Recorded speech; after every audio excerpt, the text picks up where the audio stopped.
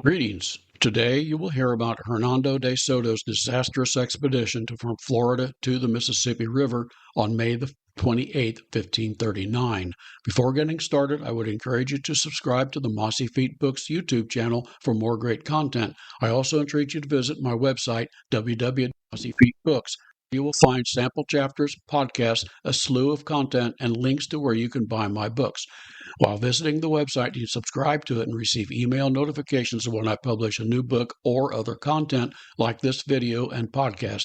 You can also uh, subscribe to the Mossy Feet Books YouTube channel to ensure you do not miss any of my content on YouTube.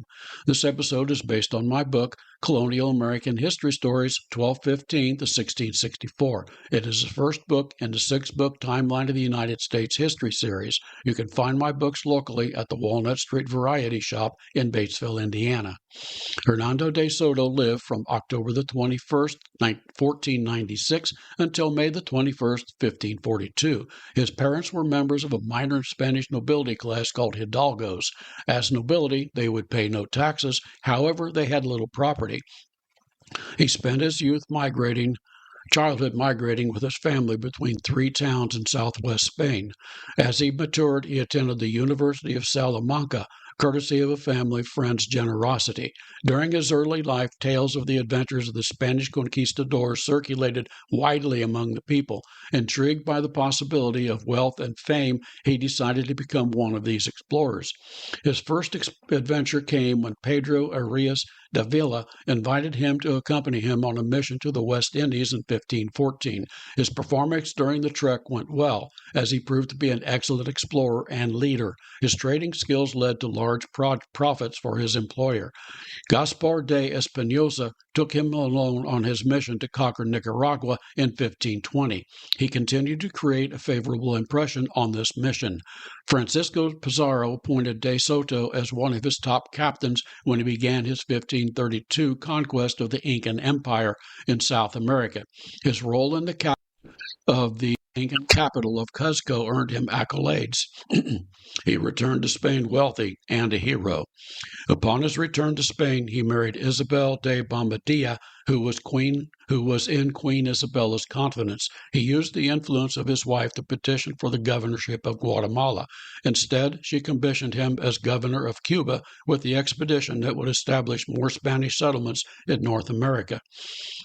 He and his wife sailed for Cuba on April the 6th, 1538, with 10 ships and 700 crewmen. Upon his arrival, he learned that French privateers had sacked the city. De Soto had repair work started before departing for Florida on May the 8th, 1539, with a fleet of 9 ships, 640 soldiers, priests, craftsmen, engineers, farmers, and merchants. He left his wife as the acting governor while he left, the only woman Spanish governor in the Spanish Empire. Anyway, De Soto landed near Bradenton, Florida in late May 1539. And the memorial for his landing is the De Soto National Memorial, P.O. Box 15390, Bradenton, Florida 34280. The physical address is De Soto National Memorial, 8300 De Soto Memorial Highway, Bradenton, Florida 34209, and the phone there is 941-792-0458. Natives attacked the expedition almost as soon as they came ashore. De Soto and his men spent 4 years exploring southeastern United States. There are 4 accounts written by survivors of the expedition that document their route as first they went north and then west in search of gold. When they reached the current state of Alabama, they came in contact with the Mohican tribe. They pitched battle in which the Spanish killed a large number of warriors, after which the natives fled. Spanish losses were also severe. They lost a quarter of their horses and most of their supplies. They continued west and set up winter quarters near Tupelo, Mississippi. Before breaking winter camp, they demanded that the local Chickasaw tribe give them quarters. The Chickasaw refused and attacked. De Soto lost to 40 more men. The Chickasaw would have wiped them all out, but relented and allowed the Spanish to depart. On May the 8th, 1541, the expedition reached the Mississippi River. They crossed the river and continued exploring, becoming the first Europeans to reach Arkansas. Here they came in contact with the Tula tribe when they crossed the Arkansas River. The Tula proved to be fierce warriors, and De Soto's men fought them most of the month of September. De Soto decided to stop traveling west and return to the Arkansas River, which they crossed and took up winter quarters. They continued exploring after breaking camp and penetrated deeper into Arkansas. They enjoyed the hot springs at Hot Springs, Arkansas, calling it the Valley of Vapors. By this time, the expedition was in poor shape. Their clothing had deteriorated, and they donned animal skins. Their interpreter had died, so they could no longer communicate with any tribes they encountered. They suffered through the bad winter of 1542. In the spring, they returned to the Mississippi River. De Soto had told the local natives that he was immortal to discourage them from attacking. Here, on the banks of the river, he became sick with a fever and died.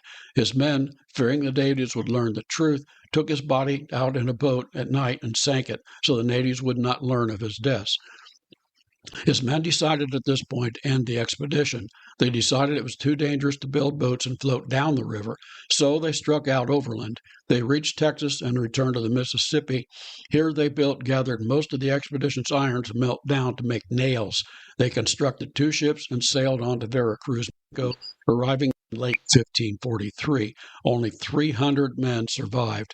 They had found no gold, but it increased the knowledge of the interior of America greatly.